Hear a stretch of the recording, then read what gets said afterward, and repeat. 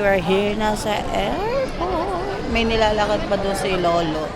Kasi question pa yung sa ating travel tax. Titingnan natin kung exempted na tayo o kailangan pa natin magbayad. So, hiningi yung visa, tapos yung ticket, tapos yung ating mga passport.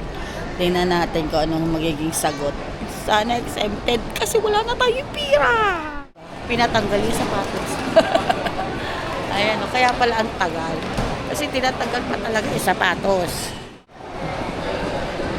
Yes, nakalampas na tayo sa grabing pila. Dito na tayo. Ay, yung haba na pila daw. Dito tayo sa 110. Kainan na. Meron nga dong free lounge. Kaso, hindi na nga tayo dong pumunta. Sayang. Buffet daw doon. May nakapagsabi. Yung driver na. And so, dumiretso na nga tayo dito sa pagpipila dahil anong oras tayo dumating dito? Mag-4. Nakalabas tayo sa pila, mag-6 na. Ay, 7 ang ating flight. Ano kaya yun? Kaya hindi na tayo dumaan doon. Pero sayang naman, libre. Pero anong gagawin? Haba ng pila. May Kenny Roger dito. Saan kaya tayo kakain? Papaking. Kain muna tayo bago tayo pumunta sa ating gate. Malapit na tayo mag-boarding. At nakapag-dinner na kami doon sa King Tapang. Sira pa pala yun. And buti na lang free tayo sa tax. Kaya lang, pinaghubad tayo ng sapatos. Actually, lahat. Pinaghubad ng sapatos. Hindi bang kulay? Hintayin na lang natin ating boarding. Nandito tayo sa gate 110. Si Rapa Boy nag-uulay. Kala mo naman may pang-shopping. See ya, Singapore.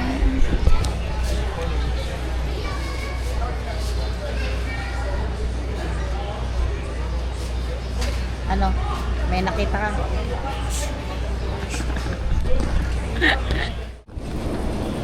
Boarding! Si Lolo nasa likod.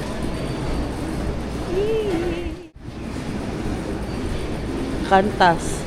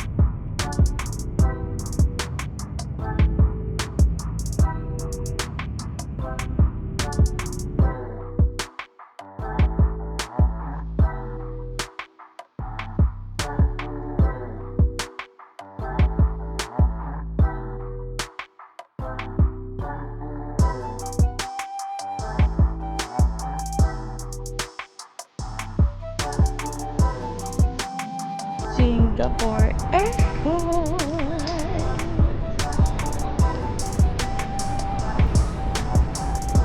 And hanapin natin yung garden na tayo nasa Terminal 3. Tingnan naman, Terminal 1. Dati tinungan natin, aray ko, ano?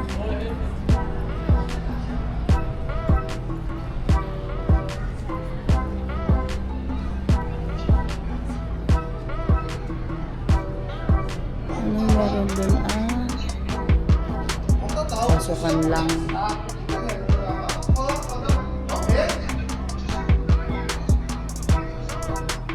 Ang ganda. Papapicturean mo, ang ganda.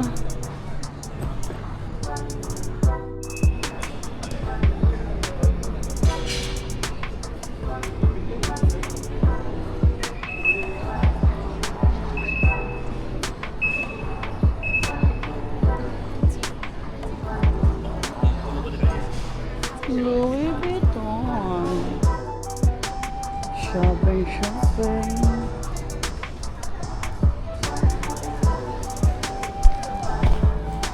Ay, ang ganda dito. Shopping sila.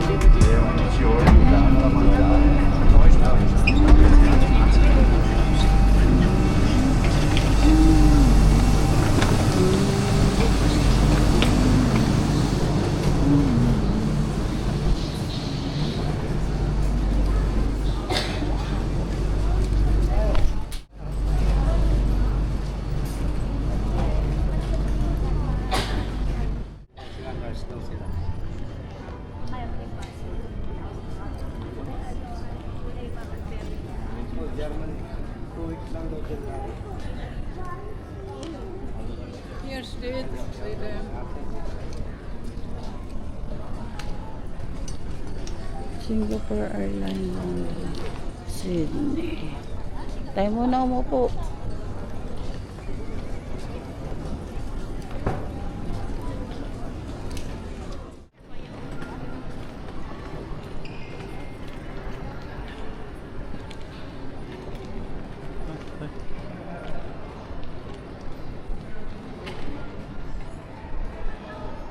And hindi natin maalaman kung saan ang papunta dun sa garden. Wala nga daw, sarado nga daw. At posibleng sasarahan daw yung bubukas na lang ng after 5 to 6 hours do. So alas 10, di mga alas 10 ngayon, mga alas 4. Mga alas 10, alas 11 dyan. Oy, alam ko, baka sarado yun ng alas 10. Pero try pa rin natin, sabi 24/7 yun bukas. Ano kaya yun? Sa totoo lang ay kaya tayo nag-Singapore dahil doon. Sana naman ay makita natin. Gosh.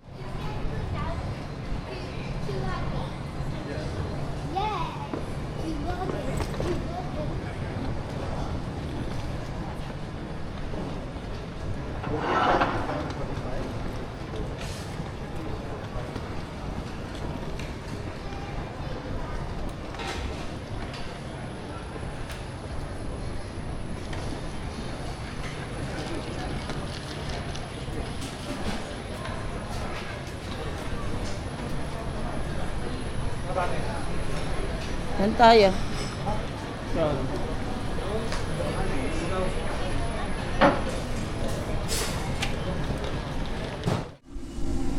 Yan yung dalawa.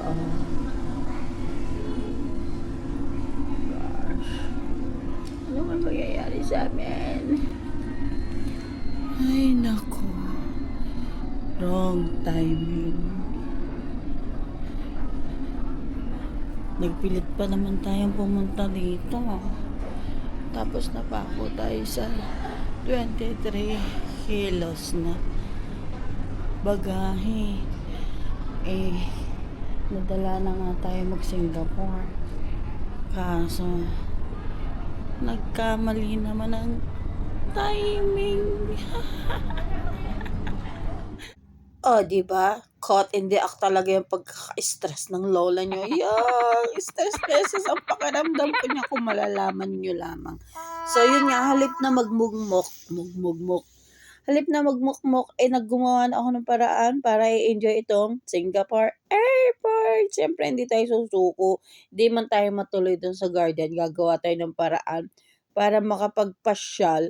And siyempre, content. Ilang hours to 10 hours. So, ito yung nakita natin. And meron nga ditong pa-free movie. Kaya lang hindi ko yan inupuan. Tiningnan ko lang. Nagka-esyoso baga.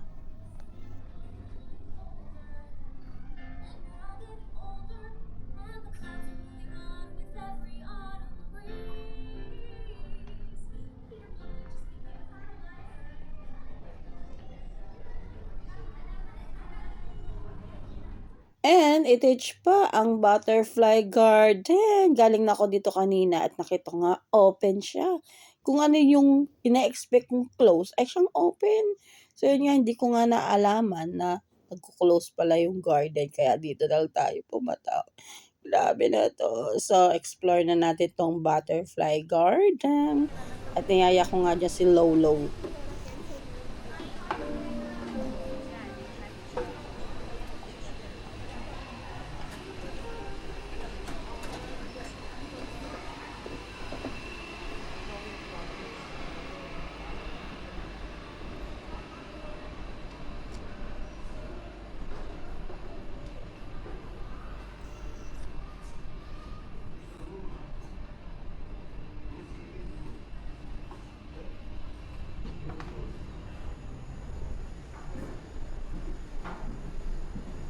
Tapos ga?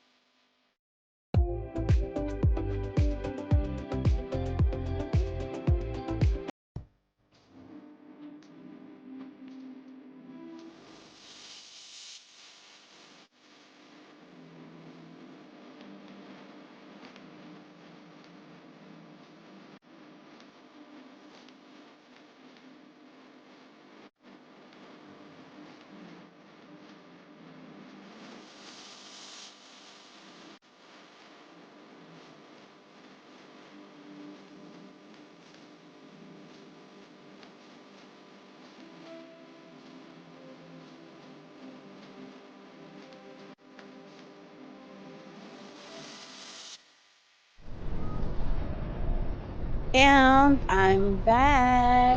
Yes, lumabas na ako dun sa garden at pumunta na ulit tayo dito sa airport, dito sa mga shopping-shoppingan.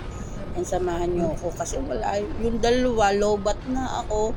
Talagang nag-uli-uli pa dito, samahan niyo ako, mamasyal tayo dito.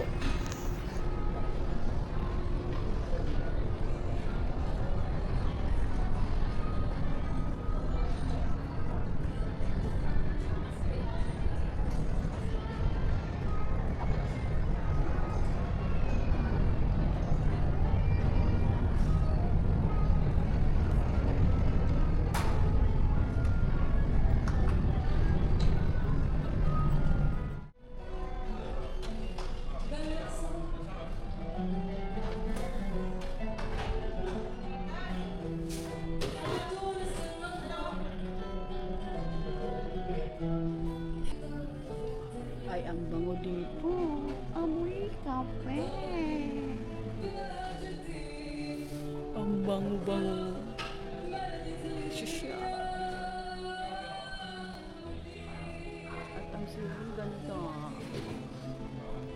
Ang bango-bango.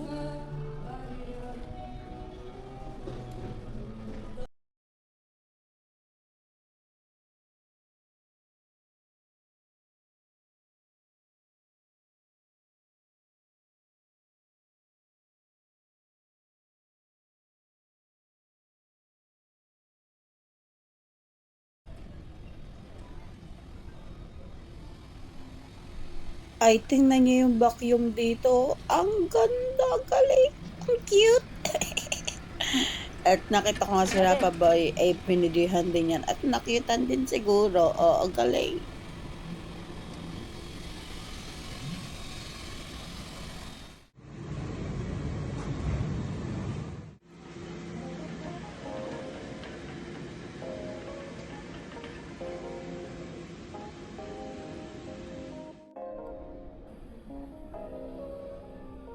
At si tinigal-tigal ng layover namin dito 10 hours. Eh meron nga kaming na-discover at naging hobby na namin ang pagsakay-sakay ng tren. Eh kasi naman, meron tayong na-discover. Very good, very nice. Buti na lang nalaman natin yun. So yun nga, pupunta tayo sa iba't ibang terminal at doon may pa-eme. At doon na lang tayo mag-e-enjoy ng paglilibot. At saka may isa pa akong sikretong sasabihin sa inyo. Pero next vlog na natin yon. Yes, na-discover natin. Buti naman at least medyo okay na rin ang ating naging experience dito sa Singapore Airport. Pero hindi ko alam kung uulit. At maalala ko nga pala ay noong unang nakarating tayo dito ay maaraw pa yun. Kasi siguro maaabutan natin yung kaya lang hindi ko pa rin alam kung paano pagpunta talaga doon. And bahala na in the future. Wow, my future! Sabi naman ni Lolo, mapapagawi lang naman tayo dito sa Singapore kung pupunta talaga dito. Pero yung dadaan dito papuntang Pinas ay never na daw. Bukod nga sa 23 kilos na bagahe na lang at least na 30 kilos. Madami-dami na sana yung mailalaman. Ito nga, matagal nga daw talaga ang biyahe dito pag dumaan ka ng Singapore to Pinas.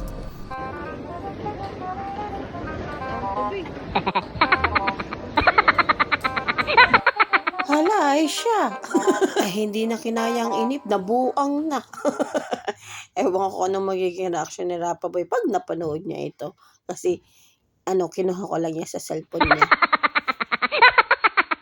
And yes, may naalaman nga akong pwede natin gawin dito para mag-enjoy naman stay natin dito sa Singapore Airport. Sana naman hindi na ako maunsyame. And syempre, sa next video na natin yun. And excited na nga ako mag-edit. Nakapaw! At talagang ma-enjoy nyo din yun. Hindi katulad nitong ating ginawang padaling ito. Yung umasa ka tapos wala. Alam niyo yung feeling na asang-asa ka talaga pero wala pala. Gosh! Kasi naman nga, wrong timing talaga. Hindi ko talaga na-expect na magsasara siya. Akala ko katulad nitong airport na laging open. Gosh! Pero talaga, next video natin, very exciting. Saya ng puso ko at least. Napawi yung ating feeling na pinaas ka pero wala. And till next video, bye-bye. Dito sa karon.